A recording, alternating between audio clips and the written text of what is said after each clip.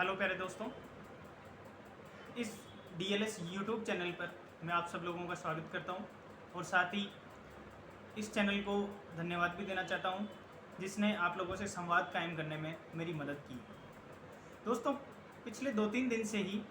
मेरे पास phone calls, message वगैरह आ रहे हैं जिसमें स्टूडेंट्स ये पूछ रहे हैं कि सर जो सब इंस्पेक्टर का एग्ज़ाम है वो अभी next to next month listed है, तो सर उसकी तैयारी कम समय में हम लोग कैसे करें। तो इसके बारे में मैं चर्चा करूं तो जो सब इंस्पेक्टर का एग्ज़ाम है उसमें 2 पेपर होते हैं, पहला जीएस का और दूसरा एक सेपरेट पेपर हिंदी का। तो सबसे ज़्यादा जो इम्पोर्टेंट चीज़ है इसमें वो है हिंदी, क्योंकि दोनों मार्क्स का दोनों जो पेपर हैं उनका इक्वल स्कोर है और जो हिंदी का पेपर है उसको कंपेरेटिवली कम सिलेबस को पढ़कर हम बहुत अच्छे से उसमें स्कोरिंग कर सकते हैं। तो मेरा आप लोगों को यही कहना है कि आप लोग हिंदी पर विशेष रूप से ध्यान दें और हिंदी का जो सिलेबस है उसको आप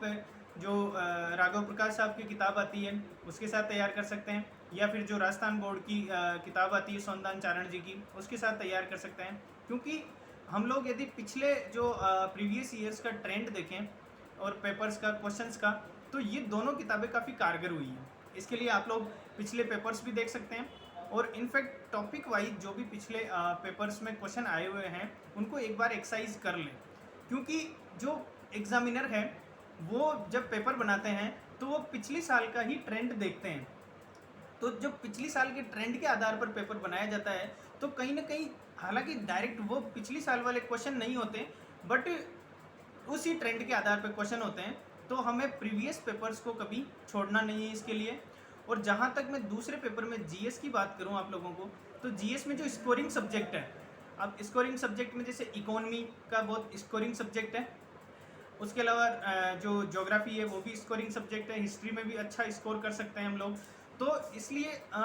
ये जो स्कोरिंग सब्जेक्ट है इनमें जो हमारा एक तरह से लिमिटेड कंटेंट हम लोगों ने जो पहले से ही तैयार कर रखा है, या फिर जैसे राजस्थान के संदर्भ में मैं बात करूं तो पुस्तकों में एक नज़र राजस्थान लिखा हुआ होता है, कहीं जिला दर्शन होता है, तो उनसे हम लोग बहुत ही कम समय में इन चीज़ों को तैयार कर सकते हैं, क्योंकि अभी हमारे पास टेक्स्ट बुकें पढ़ने का इतना समय नहीं बचा होता।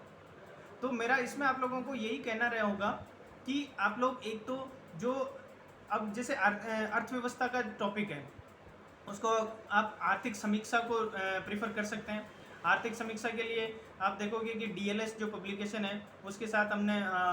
आर्थिक समीक्षा पे बहुत कंसाइज वे में उसको ब्रीफ किया हुआ है। और अगर इंडियन इकोनॉमी की सिलेबस की बात करूं मैं, तो उसको डीएलएस पब्लिकेशन ने ही निकाला है। इंडियन इकोनॉमी का जो कंटेंट है, पूरा सिलेबस है, उसको तैयार करके, तो आप उसको प्रीफर कर सकते हो रेफरेंस बुक के रूप में, क्योंकि उसमें लगभग 160 पेजेज में हम लोगों ने कोशिश की है उसको तैयार करने की, और वो काफ़ी व्यापक समझ के आधार पर लिखी हुई है। क्योंकि आप लोग जो पिछला ट्रेंड देखोगे तो इंडियन इकोनॉमी के क्वेश्चन काफ़ी अच्छे लेवल के पूछे जाते हैं। इनफैक्ट राजस्थान इकोनॉमी की यदि मैं बात करूं तो वहाँ पर फैक्चुअल क्वेश्चन पूछने का ट्रेंड रहा है, और फैक्चुअल क्वेश्चंस भी ऐसे पूछे जाते हैं जो विशेषतः आर्थिक समीक्षा से या इकोनॉमिक सर्वे से ही आपको देखने को मिलेंगे, जिसमें राजस्थान की ग्रोथ रेट क्या रही है, नॉमिनल जीडीपी, रियल जीडीपी, तो इन्फ्लेशन इफेक्ट, आईआईपी वगैरह, ऐसे कुछ क्वेश्चंस आपको फैक्चुअल रूप में देखने को मिलेंगे। उसके साथ ही जो ज्योग्राफी, हिस्ट्री, पॉलिटी और ये सब्जेक्ट है उनमें आप अब रिवीजन मोड में, क्विक रिवीजन में उन चीज़ों को देखें, और उन चीज़ों को देखने के दौरान आप प्रीवियस जो पेपर है, प्रीवियस जो ट्रेंड चला हुआ आ रहा है उस चीज़ का मूल्यांकन करना बिल्कुल नहीं भूलें। क्योंकि आपकी जो रणनीति है, आपका जो पेपर को देखने का नज़रिया होना चाहिए, वो पिछली साल जो पेपर रहा है उसी ट्रेंड के आधार पर देखें, क्योंकि जब पेपर बनता है तो ट्रेंड वही फॉलो होता है। हालांकि क्वेश्चंस नए होते हैं, चीज़ें नई होती है, लेकिन जो सिलेबस है उसके अकॉर्डिंग क्वेश्चंस वहीं से ही फ्रेम होते हैं। जिन टॉपिक से, अब जैसे इंडियन कॉन्स्टिट्यूशन का पॉलिटी का